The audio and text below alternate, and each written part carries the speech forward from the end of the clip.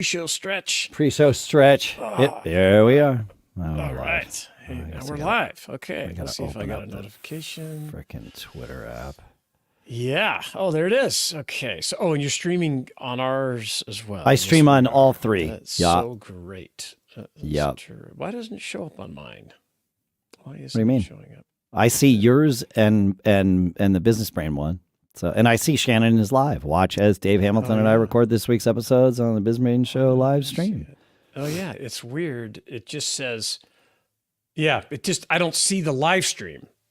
No. Oh, I see. Okay. All right. That's so interesting. Do this. Yeah. Yep. Let me go back. If you're just joining us here, we're getting ready to record both episodes. Okay, so now I can quote post this and talk about our awesome sponsors, which is live stream. Okay. Thanks to our sponsors. Oh, I should be recording this week. You should be recording. That's a first step. You know, I have a pre-flight checklist for Mac Geek Gab. I don't know why I don't have one for this show. I should copy the Mac Geek Gab one and adapt and adjust it. But yeah. Yeah, good idea. Okay, so let me close this. Let me go on D&D here, which I forgot to do before we started. Podcast. Turn on the light. Okay, that's awesome. We have our this is going to be interesting. I'm curious about these topics, and so I think it's going to be really good. Let me make sure I'm not watching myself on the stream, which I can't stand out of the corner of my eye. I'm ready whenever bad. you are. It's bad enough. News. It's bad enough just to see ourselves here. I am going to share my. Oh, where is my browser? Just because occasionally we'll talk about something that I like to bring up. That's great. To bring up, and so I like to have that up or ready to go. Oh, this is the pre-show, folks, with Dave and I. We record 2 episodes per week. We record them at one after another, and we release the podcast episodes, one on Wednesday and one on Friday. I have a problem. What's going on? My Stream Deck isn't working. I don't know how to podcast without my Stream Deck working. Yeah, let's see. That's crazy. That's a great system. But if I don't have the buttons to push, there's my buttons to push. Got it. Now I can. Now we can live. All right, let's. Perfect. I'm ready. Yeah, I'm ready to rock too. Let's just do this. Okay. So you say. Here goes something. Business Brain, episode 594 for Wednesday, October 30th, which is National Checklist Day, an important thing. 2024.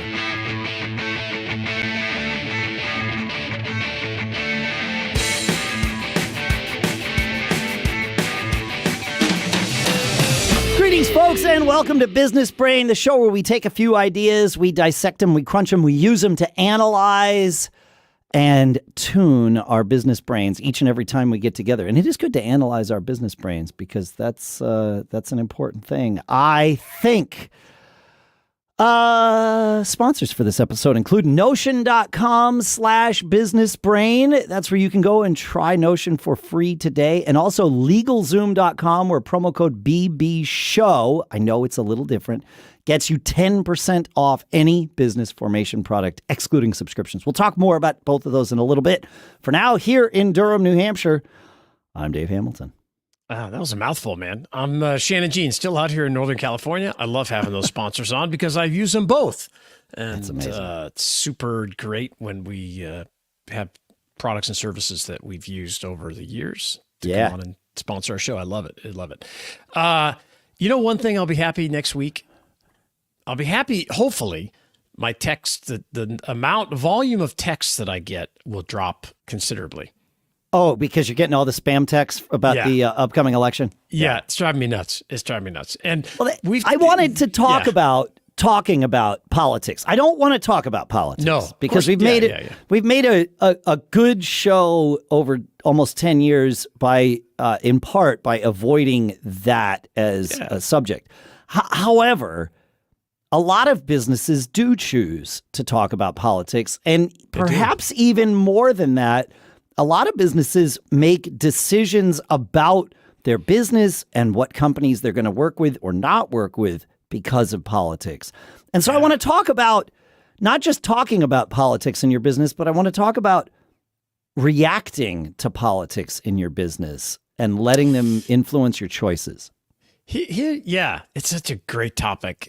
And here's my 30,000 feet. Yeah, give me your view. take, and I have a take. Mike, I'm guessing we're going to be slightly different on this, but I could be wrong. Yeah, and I'll use an analogy. I know they're not always the best, but I liken it to music, okay? I love music. It's actually in my toolbox. I use it every day. Depends on what mood I'm in. Always something going on. We've got it all over our house. We've got the Sonos stuff. So music's very important to me.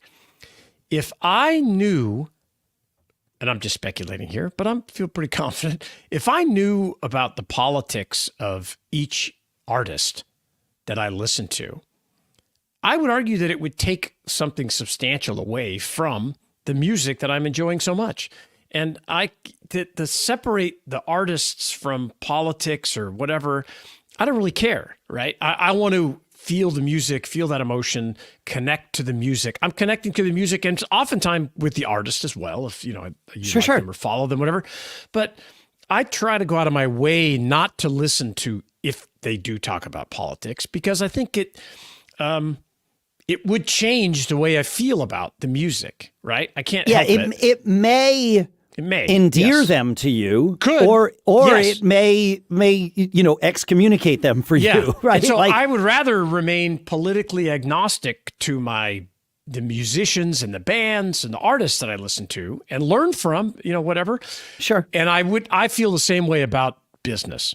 So this is interesting because music is the one business, and it is a business, where some, not most, not even a majority, but some musicians have made their entire, and bands, I'll lump them together in this, some artists have made their careers because of, or at least on the foundation of their politics. It's not solely because of it. They've got, they're good songwriters and they've also made the right connections and they're relentlessly touring and all hard, the things that you got to do. Working hard, right. But I think of Woody Guthrie or Arlo Guthrie or the Guthrie father and son team there.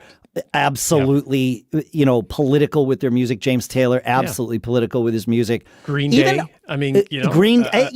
It's interesting you say Green Day. I didn't, and this is going to say more about me than it does about anybody else.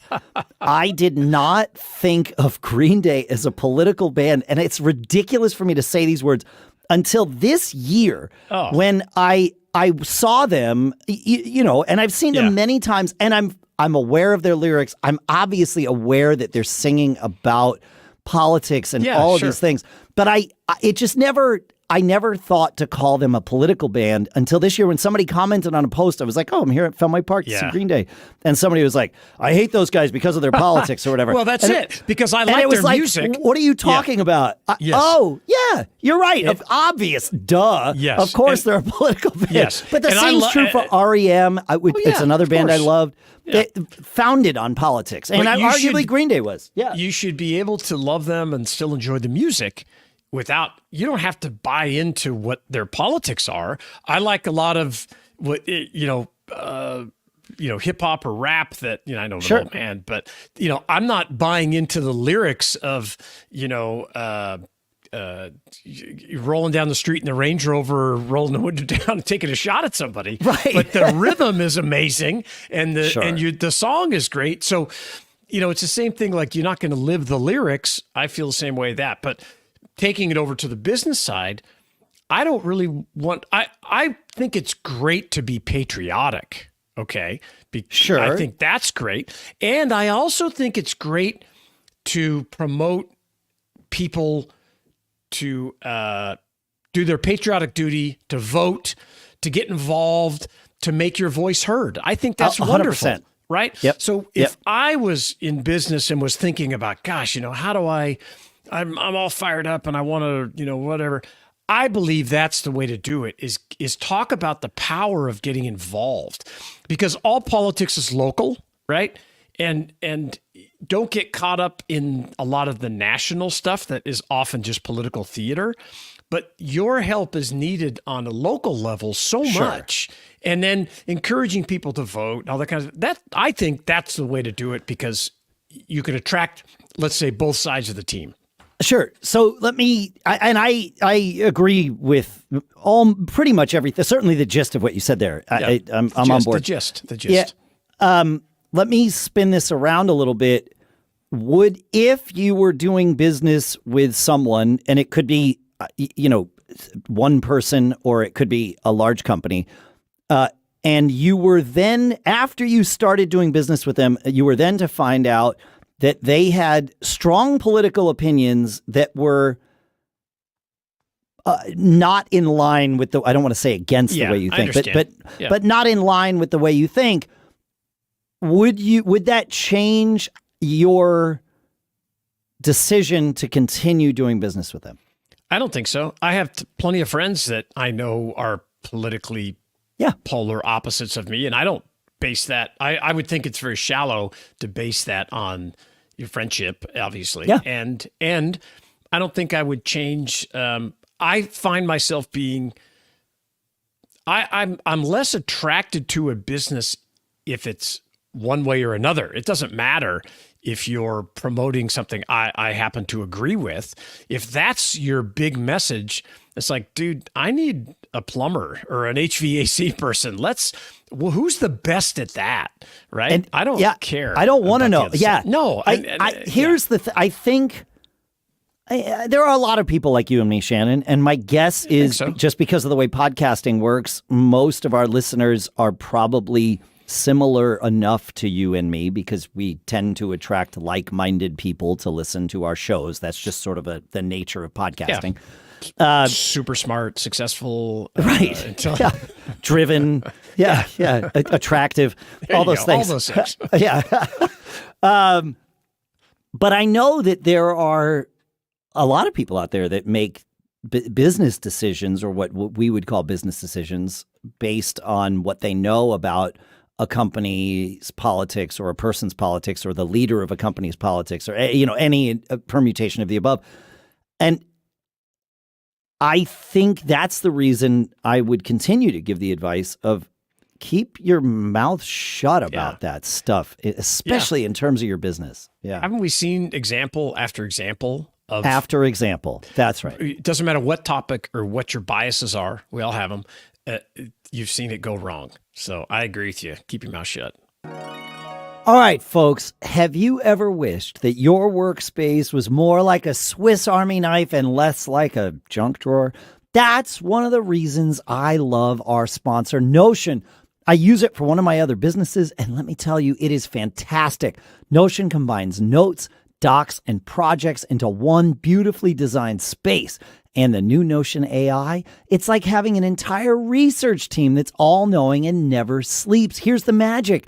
The new Notion AI is a single AI tool that does it all. Search across Notion and other apps, generate docs in your own style, analyze PDFs and images, and chat with you about anything. Whether it's searching through thousands of docs, analyzing a complex spreadsheet, or even chatting through project ideas, Notion's got it. Plus, Notion AI connects to multiple knowledge sources, tapping into GPT-4 and Claude, and even integrates with tools like Slack, Google Docs, and more. It's a game changer for organizing tasks, tracking habits, and collaborating with your team, and privacy locked down. No data gets used for training if you don't want it to. So now that you're ready, try Notion for free when you go to notion.com/businessbrain. That's all lowercase letters, notion.com/businessbrain, to try the powerful, easy to use Notion AI today. And when you use our link, you're supporting our show. Notion.com/businessbrain. Your business brain will thank you. And we thank Notion for being a sponsor of this episode. All right, look, let's be real. What's the most important step in starting a business? Posting 100 photos of your grand opening on social media? Maybe. But if you want to avoid any nasty surprises, getting your business registered and legally compliant is where it's at. And our sponsor, LegalZoom, makes that part easy. Creating your own business has been everything, right? But nobody signs up for endless paperwork or high-priced legal fees. LegalZoom helps us with all that, so you stay focused on the exciting stuff.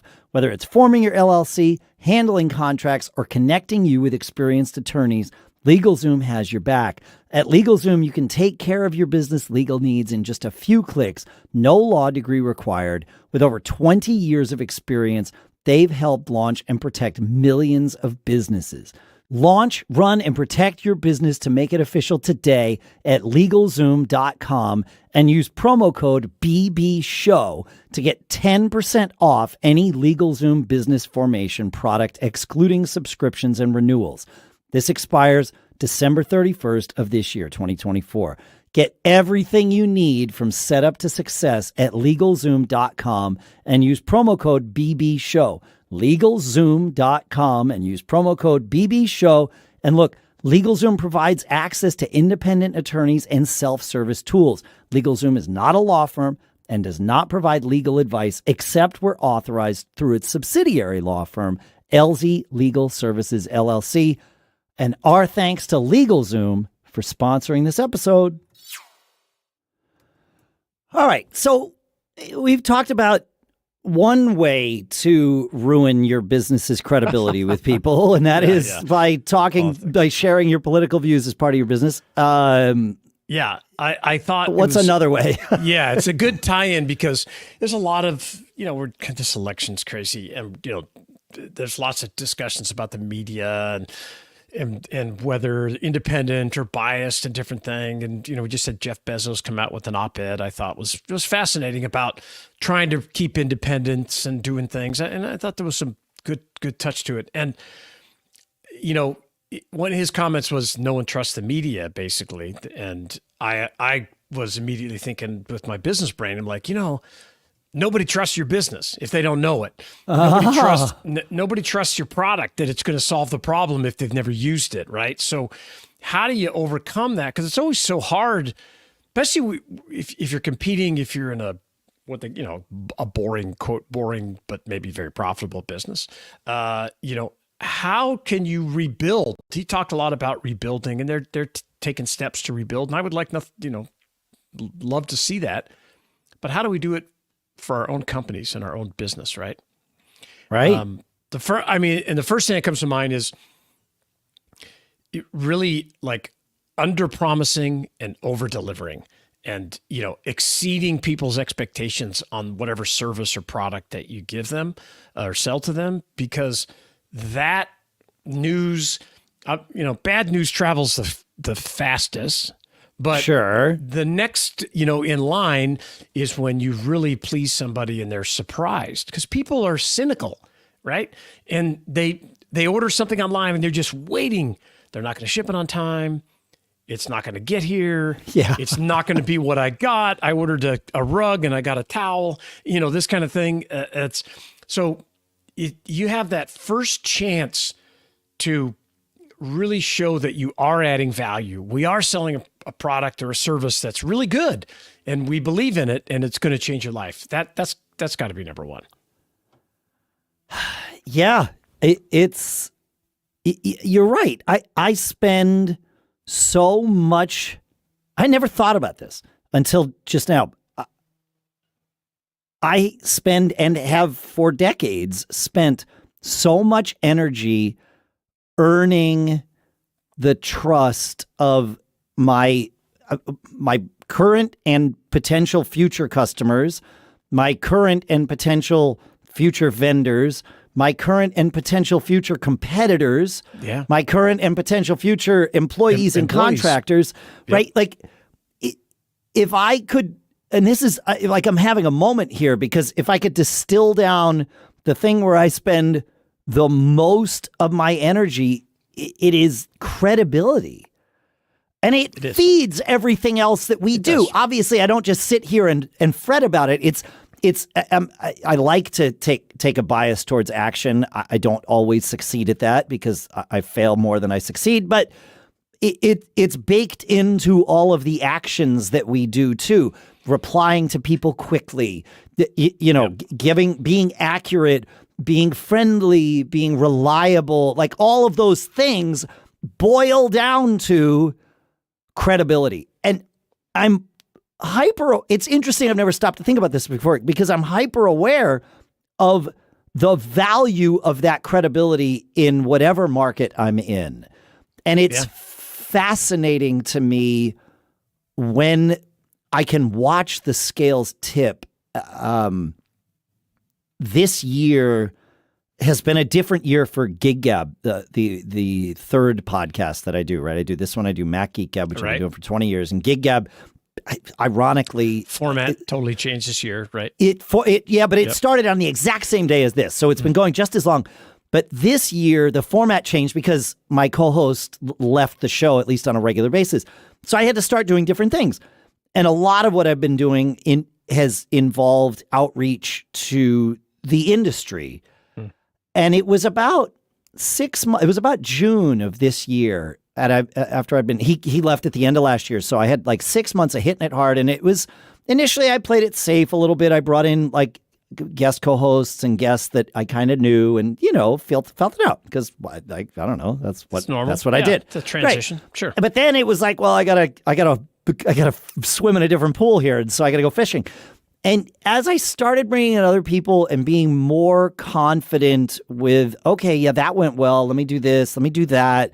And reaching out and then telling other people about, just like we do here, anytime the products are mentioned, suddenly it was like June where I had people coming to me and being like, hey, I want you to talk about my product. And it was like, oh, look at that. Like now there's a credibility. And I had one company, I can't mention their name because they sent me a product. I'm looking at it, but you can't see it, that doesn't yet exist. And it's a really cool thing in the industry. And they sent it to me and I was convinced they sent the email to the wrong person. Oh. And I knew who syndrome right there. Right. Well, but there was actual reason. It was like, I had this person on the show. We talked about your products. I see. In that episode. I really think you meant to send this, like to ask them to send it to. I think you got confused. And they were like, we reached out to that person and we're sending them one too, but we know that you test these kinds of things. Again, I don't want to talk too specifically because I don't want to, it's not my news to share. Yeah, right. Yeah. But it was like, oh, okay. Well then, yeah, here's my address. Like, I'd love to test. Yes, I do test things like that. I would love to test that out. That'd be amazing. And it was like, oh, that's a really nice, just like it was a validation of things, of credibility. And of course, this means I probably have to go to the NAMM show in January, which is something I don't want to go to. Like, all these things. Yeah. It's like, oh, well, now I'm part of this industry. Crap. Of course. Yeah. And I think if you start with this value concept, if you can't add it, I think you really have to try to figure out why. If there's a problem, if you can't make a profit doing it a certain way, how do you change things to where you can? And did you fall down into this slippery slope of competing on price? So you had to cut this or cut that, or,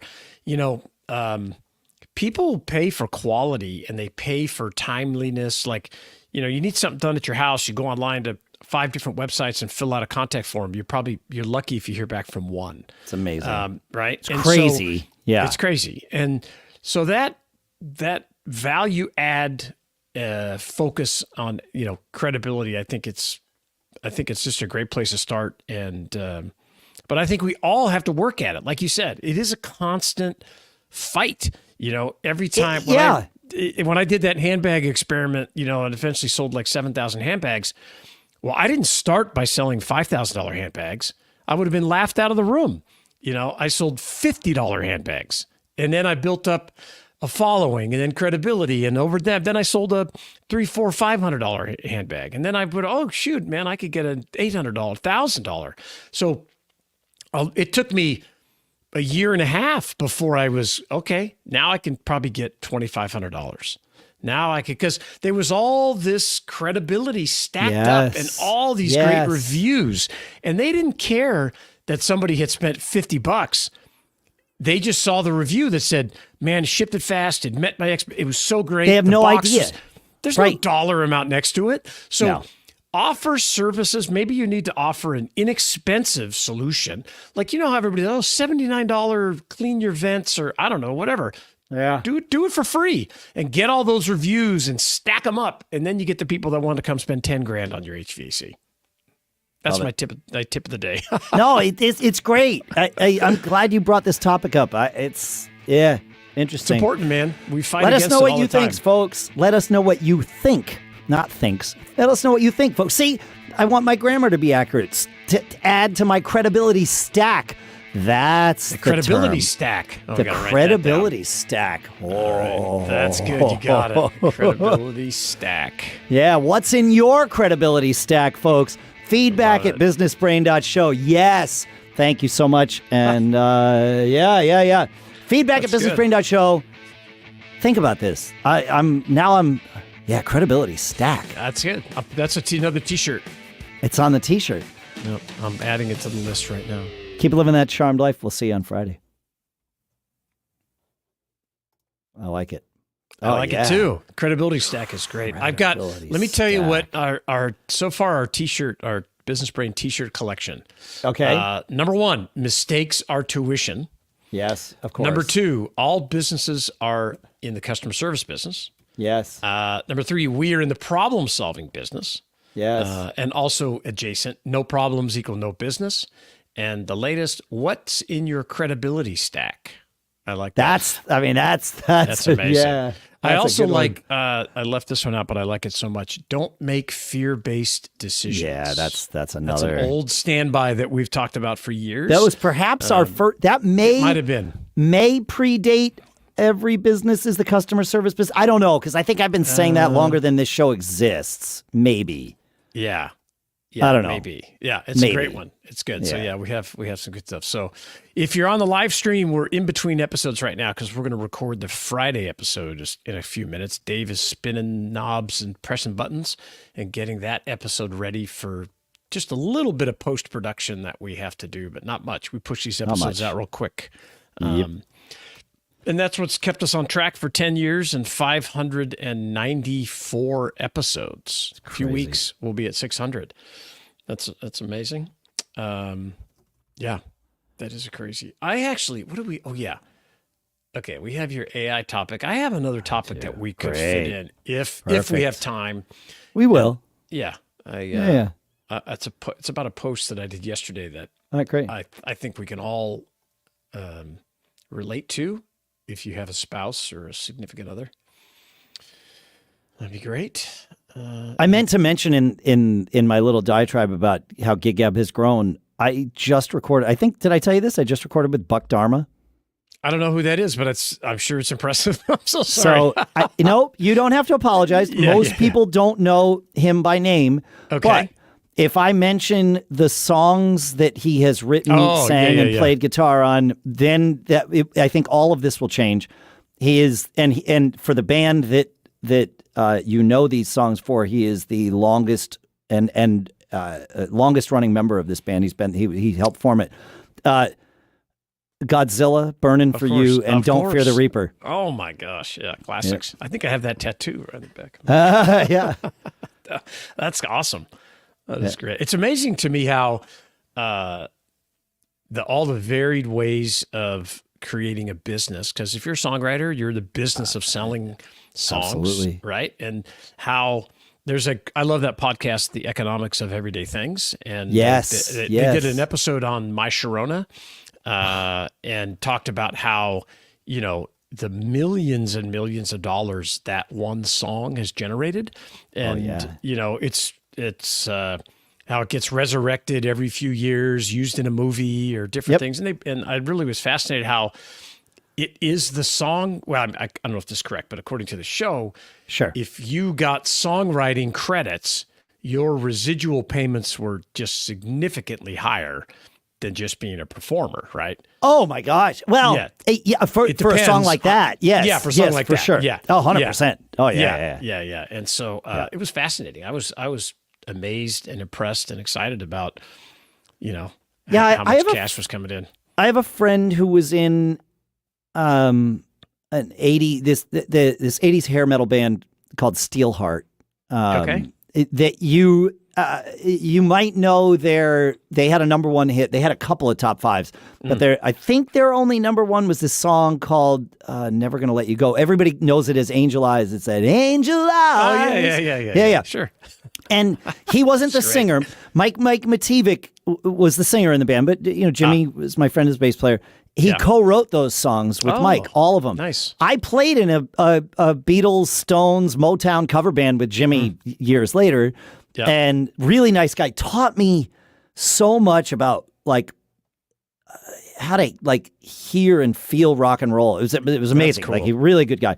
But his life was essentially paid for by those songwriting credits, at least at that point in time. I won't share the numbers because we're public here, but I mean it was six figures a year. Yeah, I love hefty. Yeah, yeah. My newsletter that I do each week is called Unconventional Entrepreneur, and that's exactly what he is. That's it. And that's of course he is. The people that make money in all these unconventional ways that most people don't even consider. No, you don't think about it. It's not even in the realm of possibility that. No, it's great. I love it. The episode to listen to if you're watching this now at GigGab and you're interested in, those unconventional entrepreneurs is one I was telling Shannon about that I did released last week with a guy named Gary Burr.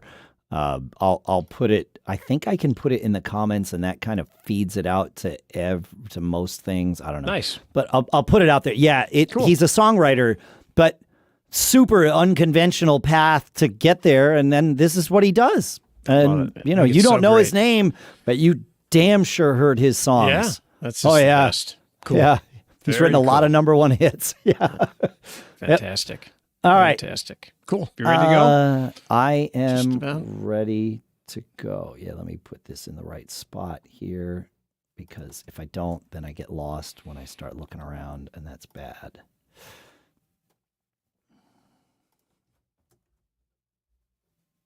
Okay. Cool. Here goes nothing. Business Brain, episode 595 for casual Friday, November 1st, Scented Candle Day 2024.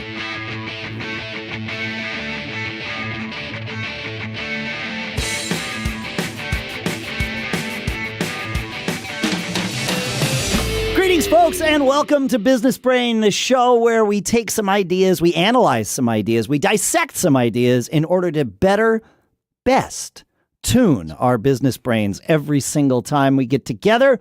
Sponsors for this episode include LegalZoom.com, where you can use promo code BBSHOW and get yourself 10% off any business formation product. And also Notion.com/businessbrain. That's where you can go to try out Notion for free. We'll talk more in depth about those and why you're going to want to check those out in a little bit. For now, as usual, here in Durham, New Hampshire, I'm Dave Hamilton. And I'm Shannon Jean in Northern California, and I have a quick scented candle story. Go. Here's the deal. You never underestimate or overestimate people. We own some vacation rentals, and my wife manages those businesses, and we have candles, but not real candles, of course, in throughout these properties. Sure. And sure enough, every time we go, and those little LED candles have a little bulb inside, right? Kind of flicker, make it look like. It's not... Actually, it's on a regular basis that when we go up to check on the place and you're checking around and you look inside that candle, that someone has spent an extraordinary amount of time to light that light bulb on fire. And to the point where, oh yeah, I'm not making it up, point where now the first thing Renee does when we buy new candles, quote, LED candles in there, is she puts a label on the inside, "Do not light." Wow. And it works. Yeah, So you just never of know. course. So Yeah, you don't gotta know. you gotta be aware of your audience. But anyway, that's not what we're talking about today. It could be. It could, It's also well, National Authors Day. Oh, so, that's a big deal. Here we go. love I agree. those- Yeah. Love those residuals. Those are wonderful. There you go. Very, very nice. But you have an AI Dude. story. I want to hear. Yeah, I need to set this up a little bit Okay, so that you great. understand what was happening. I'm a drummer. I played a gig on Saturday night.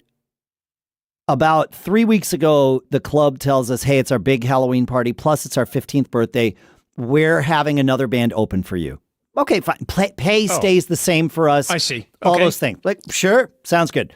I asked our singer, who's also our manager, I'm like, are they going to want us to share a back line, meaning sharing amps and drums, because that sometimes makes changeover easier? Yep. He's like, no. We don't do that. I'm like, okay, no problem. 6 days before the gig, we get, you guys are sharing a back line. You got to figure it out. Wow. I'm like, okay. Okay. So I'm like, I text the sound guy who I know and I've worked with before. I said, hey, we're the second band. So generally it would be my drums that would be used for the whole night. That's kind of the thing. Like, there's two issues with this. Number one, I don't know the first drummer. I've never met him. And so don't know how I feel about that yet. Yeah, man. TBD on that. But also, my drums are set up on what's known as a rack, which makes setup and tear down super easy. It makes adjusting anything on the fly nearly impossible. So if you want to adjust the height of a stand, the angle of a stand, I see, it's just a no-go. But what's beautiful about the rack is everything's in the same spot every time I play it, which is amazing. Yes, I got you. Right. So you're not fiddling with this, fiddling with that. It just like goes together and It that's just goes together and it's done. Yeah. That's cool. And it also moves on and off the stage really easily. So I told the guy, I'm like, this set can be on stage in less than 5 minutes. I need 2 people and I have a band of 4. So, we just carry it on and it's done. I have it set up off stage. It's easy, no problem, like all that. And he was adamant. He's like, no, the only way it's going to work is if you share a drum set. And I'm like, so now I'm starting to get a little agitated because I'm being told. I can't wait to hear how the AI comes into this. This is great. So I'm being told, and I don't like being told what to do, especially with my own gear. I'm being told you must share a drum set with this person that you don't know. And this is the only way that it will work. And I know that A, I don't have to share my crap with anybody. And B, I also know there are many other ways for it to work because in addition to being a drummer, I'm also a sound engineer. I've done multi-band gigs. I know how this goes. I also am getting the feeling, correctly or not, that the sound engineer is being lazy and wanting to offload this. I may have been misinterpreting that. Don't know. I didn't call him out on being lazy. There was no reason for that. So I'm like, well, slow down. Before this turns into a thing, let me talk with the other drummer. Maybe we're compatible. Maybe it's all going to work out. Sure. We're supposed to talk on Sunday. The gig is the following Saturday. He blows me off. And things happen. I get it. It turns out he had started a new job and things got haywire for him. Okay, fine, whatever. Thursday night, I start getting texts from the sound guy. Randy's fine using your drum set. Interesting. That wasn't really the concern I had. Right. Okay. And I was like, still haven't talked to Randy. So an hour later, I get a text from Randy. Fine. We finally speak on Friday, the day before the gig. Everything's fine. But I pushed back hard on the sound guy when he told me Randy's fine using your kit. Yeah. That's not the issue, man. Right. And I kept pushing and I kept pushing. And then I said, hey, you've seen Randy before. How hard of a hitter is he? Like, how does he play? Yeah. And the answer I got back was, don't worry about it. You're going to be fine. It's like, that's not an answer to my question. I just wanted information, right? Now I see you're trying to manipulate me. Right. And I don't like that either. So I pushed back really hard. And finally the guy was like, whatever.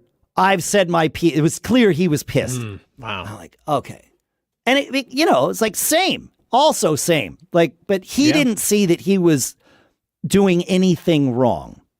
And that's always a problem. Yes. Right. So I talked to Randy. Everything's fine. It's gonna work. He's a great guy. We talked for about 4 minutes about him sharing my drums, and then probably spent another 20 minutes nerding out about different drum gear. And I was like, great. okay, fast friends. Cool. This is gonna be this guy's been playing forever. He's gonna treat my kit right. Most importantly, he knows he can't adjust anything. He knows coming in that's the deal. Great. Everything's gonna be fine. Okay. And it was. Like there were no issues. I've had that conversation, then I've had people completely like destroy my setup too. That did not happen. Randy was great all the way through. The gig was great. But I'm on my way to the gig, and I know that now I have to work with this sound engineer all night. And we need to be productive together. And, you know, the sound, I had one sound engineer on Gig Gab, a great one, and he told me on the show, he's like, you know, mine is a would you like fries with that job? It meaning he's in the customer service business. Like he gets it, right? He's like, my job is to make the band sound good and make the band comfortable so that they sound their best. This other guy clearly was not buying into that, at least in our interactions. I'm like, okay, I got to get this guy back on my side because A, we're going to spend all night together in this club, but B, I want him to make us sound good. Like, you know. Yeah, right. So I turned on ChatGPT's voice mode in my 25-minute drive to the club, and I told ChatGPT this. And I'm like, I need to solve this problem, but I don't want to just show up and apologize for something that I have nothing to apologize for here, you know, but I got to somehow work this guy. And ChatGPT was like, yes, I got you. We should employ non-complimentary behavior, meaning responding in a different way from the way the other person's acting. And that's probably a whole topic on its own. Yep. We should employ that. And here's the points you want to hit. Does that sound good? And I said, yes, but I'm driving in my car and I need to deliver this now in 19 minutes when I arrive at the club. Can you give me a script? And ChatGPT read me a script. Of course it can. And I was like, great. And ChatGPT asked me, how do you feel about that? I said, well, now I have 15 minutes before I get to the club. I need to have this script in my bones, but I'm not reading it or anything here because I'm driving. So I am going to recite this back to you as best I can, and you're going to critique me, and we're going to go back and forth until I have it. And we went back and forth 3 times. The first time, ChatGPT was like, okay, you got a lot of the main points, but look, these 2 things that you missed that seem minor are actually major things and are going to be the difference makers in spinning this guy to your side. And I was like, okay, great. So we went 3 rounds in total of me. And at the end, she was like, oh, you've got this. She's like, you're going to be great. Have a great show. That's amazing. And it worked. Like I delivered the script and he was phenomenal all night. It was perfect. Think about it. First, that's amazing. Think about you taking that same methodology, that same system, and using it like in your customer service department. 100%. Right? You've got a crazy email that comes in or whatever. Because let's face it, not every customer is rational, right? And you know, we just did a show about credibility a couple days ago and all this kind of stuff and adding value, which is great. But you know, how do you deal with the unreasonable customer who's just pushing your buttons, all this kind of thing? But if you could use an AI intermediary to help your team model that behavior, even feed them the email, especially if it's via email or if it's voicemail, you can do it via the voice. That could be incredible. And the way you use it when you're driving is, I do the same thing. And that was inspired, not inspired. It was instructed by you. God, you taught me about that. Yeah. If you're listening, if you're not using the ChatGPT voice mode, man, you're missing out because you could talk to it on a walk, bike ride, in the car. The example I gave Dave that's kind of relevant in this position is I have this vacation rental. It's on a well. We were having all kinds of problems with the well. Ask me the amount of information I know about the well is like I could put in a thimble.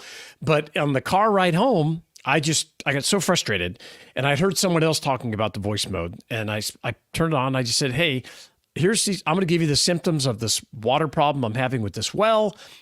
Explain to me like I'm 5. How does this work? How could this be happening? And I had a 30-minute dialogue back and forth with the AI.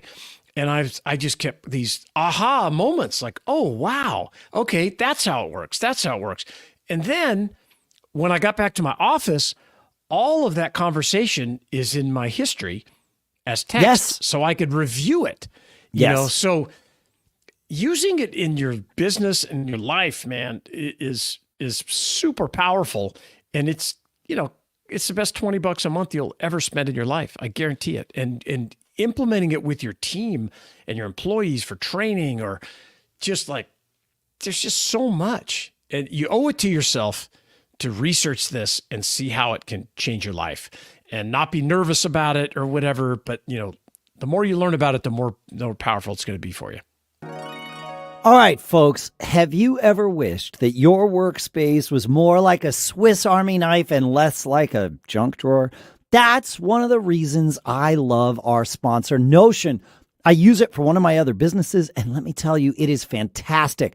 Notion combines notes, docs, and projects into one beautifully designed space. And the new Notion AI, it's like having an entire research team that's all-knowing and never sleeps. Here's the magic. The new Notion AI is a single AI tool that does it all. Search across Notion and other apps, generate docs in your own style, analyze PDFs and images, and chat with you about anything. Whether it's searching through thousands of docs, analyzing a complex spreadsheet, or even chatting through project ideas, Notion's got it. Plus, Notion AI connects to multiple knowledge sources, tapping into GPT-4 and Claude, and even integrates with tools like Slack, Google Docs, and more. It's a game changer for organizing tasks, tracking habits, and collaborating with your team, and privacy locked down. No data gets used for training if you don't want it to. So now that you're ready, try Notion for free when you go to notion.com/businessbrain. That's all lowercase letters, notion.com/businessbrain to try the powerful, easy to use Notion AI today. And when you use our link, you're supporting our show. Notion.com/businessbrain. Your business brain will thank you. And we thank Notion for being a sponsor of this episode. All right, look, let's be real. What's the most important step in starting a business? Posting 100 photos of your grand opening on social media? Maybe. But if you want to avoid any nasty surprises, getting your business registered and legally compliant is where it's at. And our sponsor, LegalZoom, makes that part easy. Creating your own business has been everything, right? But nobody signs up for endless paperwork or high-priced legal fees. LegalZoom helps us with all that, so you stay focused on the exciting stuff. Whether it's forming your LLC, handling contracts, or connecting you with experienced attorneys, LegalZoom has your back. At LegalZoom, you can take care of your business legal needs in just a few clicks. No law degree required. With over 20 years of experience, they've helped launch and protect millions of businesses. Launch, run, and protect your business to make it official today at LegalZoom.com and use promo code BBSHOW to get 10% off any LegalZoom business formation product, excluding subscriptions and renewals. This expires December 31st of this year, 2024. Get everything you need from setup to success at LegalZoom.com and use promo code BBSHOW. LegalZoom.com and use promo code BBSHOW. And look, LegalZoom provides access to independent attorneys and self-service tools. LegalZoom is not a law firm and does not provide legal advice except where authorized through its subsidiary law firm, LZ Legal Services, LLC. And our thanks to LegalZoom for sponsoring this episode. All right, Shannon, round out the week for us, would you please? Let me tell you this article I saw. I saw this headline. I'm going to read the headline for you because it struck me on many levels. And the headline is a CNBC, and it said, she makes $148,000 a year. Her partner makes $29,000. Here's how it affects their relationship. All right. And that gets my attention. That's interesting. Gets my attention on a bunch of different levels. But the comment that hit me was that she says, I tell him all the time, step up your game because I don't want to be carrying your weight. And I was like, whoa. So it got me thinking about that. And the guy who's making 29 grand, this is important to the context. He owns a gym and he's building a business. Okay. And I started to come at this as, hey, would the comment have the same weight if it was the male telling the female this, or is that, because that's an interesting discussion right there. But the more I thought about it, the more I thought, the real important part is, when I started my first business, I relied on Renee. She had a real job and I had nothing. And it took me a year to even make like $500 a month. And so I posted, without my wife's unwavering support, I wouldn't have started my first business, let alone 9 more after that. And it definitely resonated. And in the comments, there was just all these examples of spouses supporting person, men and women. It was great. So-and-so, I did this, my wife did this. I went bankrupt. My husband stayed by my side. I started a new business, or, he worked this for 20 years. Now it's my turn and I'm building a business and he's supporting me. So it was all these really different nuances to this comment, but basically the right spouse is a force multiplier is what it comes down to. Yeah. Totally. My first reaction to this, yes, was, when you said he better step up his game. At first, it was like she makes 150K, he makes 30. Yeah. Okay, fine, like whatever. Yeah. That's fine. But I mean, the dollar amount that somebody earns for a relationship like that is bad framework. It's only part of the picture. Yeah, it is. It's not necessarily bad. It's just incomplete. Yeah, there you go. Yeah, that's it. It's incomplete.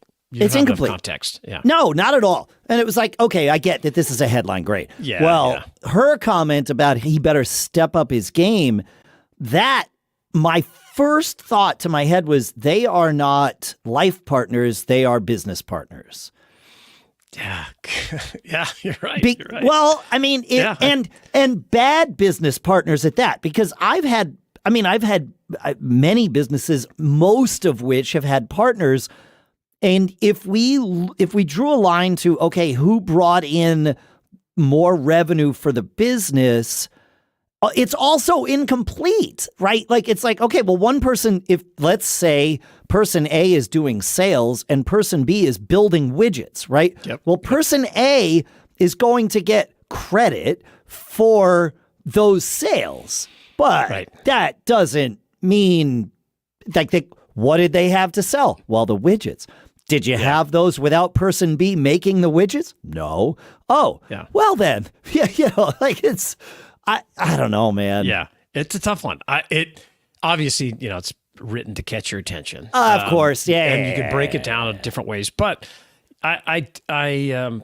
you're right. You have to have that great communication, very important.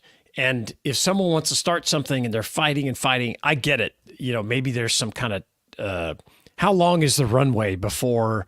Yes. I can remember, we have really struggling with, some early businesses, and my wife, who totally supported me, telling me, hey, you can make a lot of money working for somebody else. And I was like, what? What do you think? Yeah.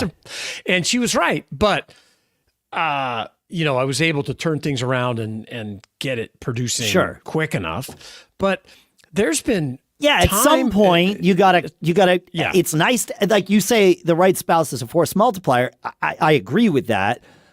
That doesn't always mean the support you're going to get from them is the support that you would want from them. Like Tough sometimes love, right? it's tough love, or the stark reality. It's like, let's turn on the light and look in the mirror at the same time and talk about this. Yeah. Okay. Maybe this is the wrong path. Yeah, for sure. Yeah. And those times, and that's also a force multiplier. It is. Like, that's a good thing. Yeah. I can remember, my wife talking me back from just never being home, when I was younger. Yes. And traveling all the time, chasing deals, chasing auctions, flying all over the country, doing all this stuff.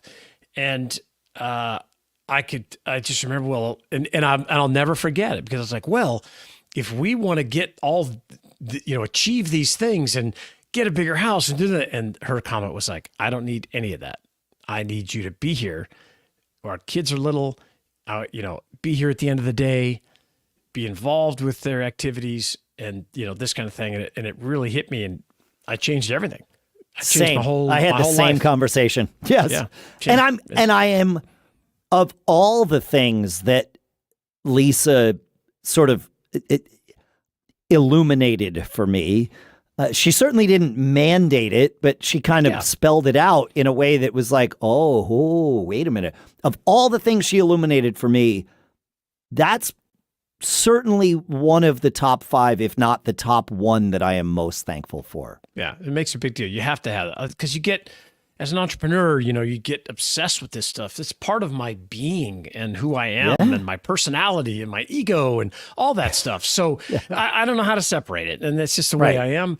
And it's tough. And so it's important to have that partner that supports you, but also can call out, and Renee has always been like, hey, I'm the employee part of the equation because she was an employee for 10 years or so before she came and worked for, with one of our businesses. Right. And I never worked for anybody after, my last job was in college. So she's always like, you don't understand this part of it because of this, that, and the other. And I'm like, oh, that's a good point. So it's important to have that great person and love to hear. Well, you say the right spouse is a force multiplier. I would add the corollary is that the wrong one is a business crusher or a dream crusher or dream crusher. I mean, it's just so many like this sounds like a bad path. Now, I also know the picture that we're seeing in this, Twitter post is also incomplete. It's incomplete. So yes, like there's some good comments in there from people like that. We're like, well, how long has he been messing around with this? Da, da, da, da. And is he, what's the path? And are they this and are they that? So unusually, it got some great nuance, and so I thought it's good. It's really worth talking about. It's good. And, I'll link to it in the show notes, or we will link to it in the show notes. Perfect. And so, if you, I'd love to hear your stories. Come follow us at Dave Hamilton or at Shannon Jean or businessbrain.show. Love to hear from you. Feedback at businessbrain.show. Send us an email. Tell us what you'd like to have us talk about. Yeah. Feedback at businessbrain.show. We love hearing from you. Thanks for listening. Have a great weekend. Keep living that charmed life. We'll see you next week. And we're out. Terrific. Sweet. Fun. Folks on the live stream, thank you so much for joining us. The episode we recorded earlier will come out tomorrow, and then the one we just recorded comes out on Friday. We appreciate your support. Feedback at businessbrain.show if you, or send us either of us a DM. We'd love to talk to you. Yeah. I'm going to end the stream. Take care. All right. Later, folks. Thank you for hanging out.